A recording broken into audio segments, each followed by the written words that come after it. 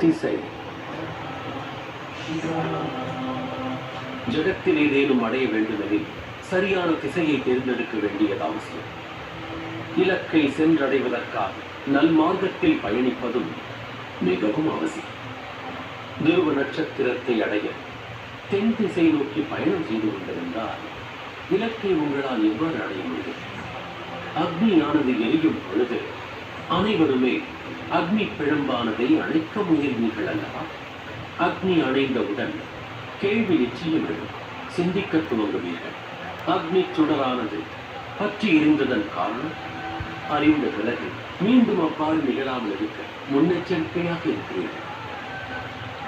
சங்கடங்கள் வருகையில் சரியான முறையில் சிந்திப்பதும் மிகவும் அவசியம். முதலில் நிவாரணம், பிறகு சிந்திக்க வேண்டும். அக்கணம் சங்கடங்களுக்கான தீர்வு நிச்சயம் கிடைக்கும்.